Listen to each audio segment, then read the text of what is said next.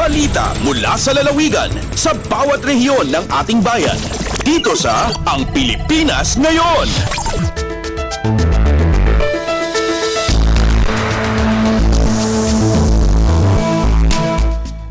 Dumako na tayo sa ating regional news. Unahin natin ang mga balita mula sa rehiyon ng Luzon. Mula sa Lawag, 17 negosyante nagpasa ng aplikasyon para sa pagbebenta ng paputok sa Lawag City. Ang detalye ng balitang ito mula kay Rani Dorilag.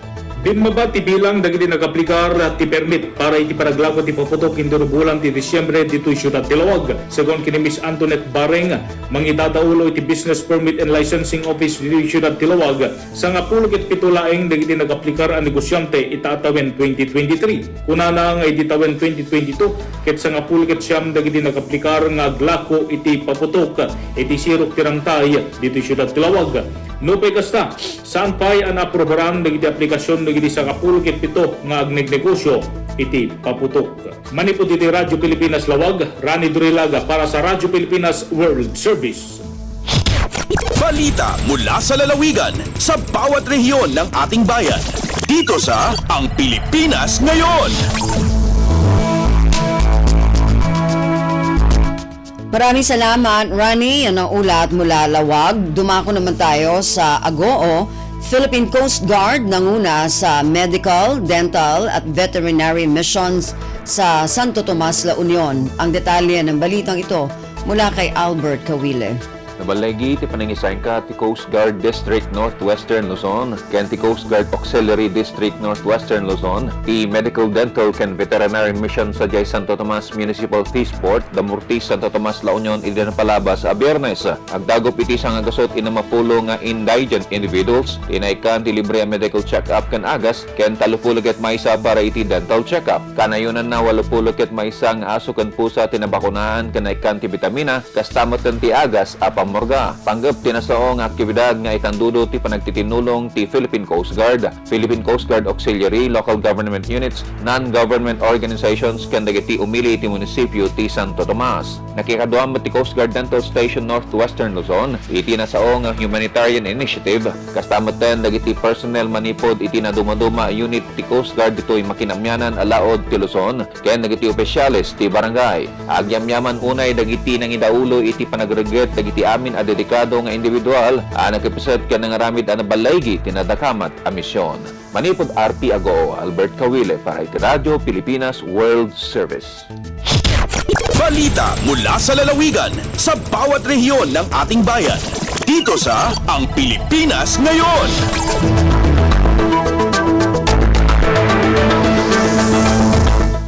Maraming salamat, Albert. Yan ang ulat mula sa Agoo at kabuuan na ulat mula sa rehiyon ng Luzon. Samantala, dumako naman tayo sa rehiyon ng Kabisayaan. Mula sa Borongan, payout para sa social pension ng mga indigent senior citizens sa Sulat, Eastern Samar, umarangkada na. Ang detalye ng balitang ito mula kay Dayan Camplon.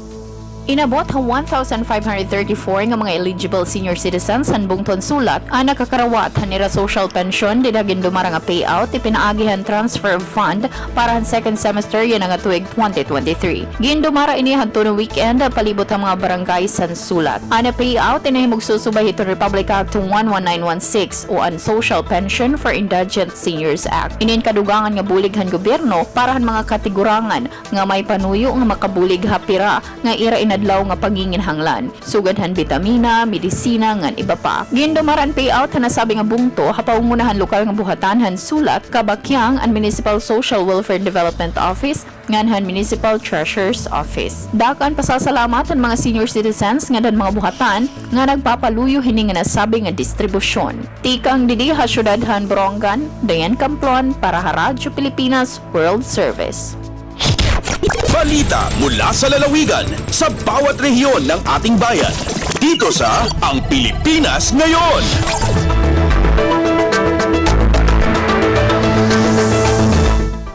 Maraming salamat, Dayan. Yan ang ulat mula sa Borongan. Samantala, dumako naman tayo sa Sogod.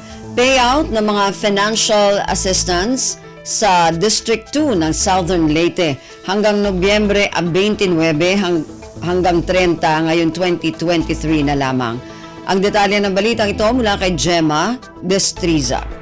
Duha na lamang kaadlaw ang nahibiling payout sa mga ayuda sa DSWD o sa District Office ni Congressman Cuco Yap na sayran sa Radyo Pilipinas nga sa Pitsa 29 ug 30 mao na ang last payout ni tuig 2023. Nanawagan karon si Mr. Mans Shervo, ang district officer sa opisina ni Congressman Yap nga kadtong dili makadawat karong 2023 dili lamang mabalaka kay andam na ang budget for 2024. Ang payout sa AX, SOPWA, medical assistance o tanang ayuda kasamtangan unang ihunong tungod kay mag-liquidate pa ang DSWD o District Office ni Congressman Yap kung pila na kamilyon ang ilang nahatag karong tuiga. Kay dumduman nga gipahayag ni Congressman Yap nga adunay duha ka proyekto ang gitanyag kanilang mga magbabalaod, adunay hard project o soft project. Gipili ni Yap ang soft project aron direktang madawat kini sa mga katawhan. Ang financial nga tabang gikan sa gobyerno sumala pa sa mga taga-distrikto unang higayon nga kini ilang nasinati tungod sa magbabalaod.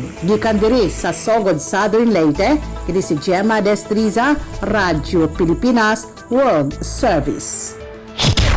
Balita mula sa lalawigan sa bawat rehiyon ng ating bayan. Dito sa Ang Pilipinas Ngayon.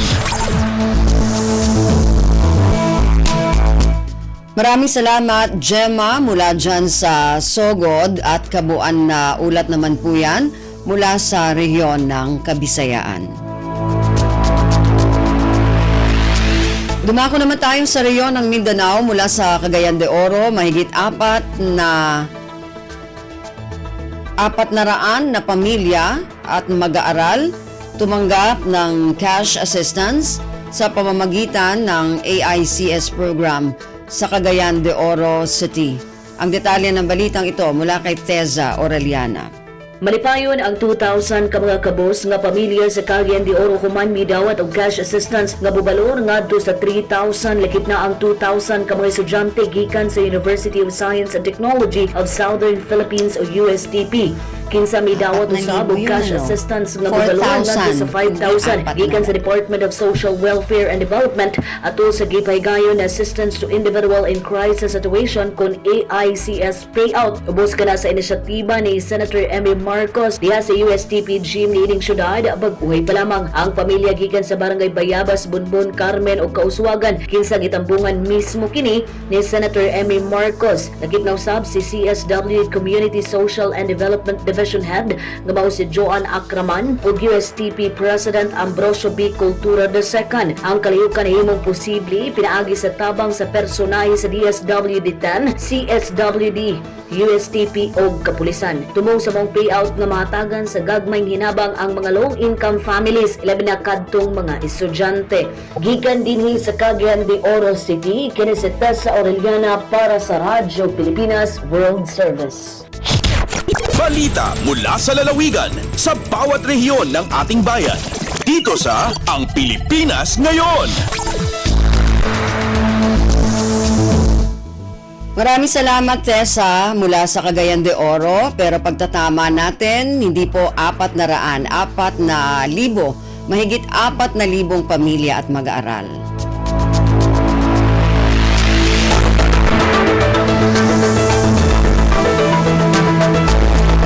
Dumako naman tayo ngayon sa Zamboanga. Selebrasyon ng Mindanao Week of Peace sa Zamboanga magsisimula sa Huwebes, Nobyembre 30. Ang detalye ng balitang ito mula kay Justine Bulanon. Ay conducí al Zamboanga Basilan Integrated Development Alliance o Zabida el grand opening program del Mindanao Week of Peace na Paseo Dalman na siyudad de Zamboanga sa Huwebes, Nobyembre 30. ¿Cuántos actividades el para el Zabida para la celebración es el Young Peace Weavers y el Peace Weavers Awards, 2 días para la Peace Forum donde discutir el anti-violence against women y el celebración de International Human Rights Day. Ta esperanza también que miles de estudiantes y maestra, desde privado y pública escuela, sector de seguridad y mga empleados de gobierno, religious leaders y miembros de mga civil society organizations ay atender na misyon ng celebrasyon. Suporta con esta celebración del Ordinance No. 552 del Gobierno Local de Zamboanga, donde declara el fin del mes de noviembre hasta primer miércoles de diciembre cada año como celebración del Mindanao Week of Peace sa syudad. Desde Action Ciudad de Zamboanga, esa si Justin Bulanon para na Radyo Pilipinas World Service. Balita mula sa lalawigan sa bawat rehiyon ng ating bayan. Dito sa Ang Pilipinas Ngayon.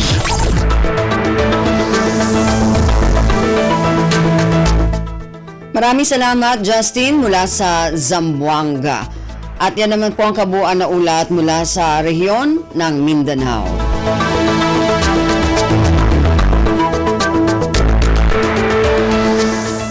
Narinig po ninyo ang ating regional news para sa araw na ito, kalipunan ng mga balita mula sa iba't ibang rehiyon at lalawigan dito sa Pilipinas.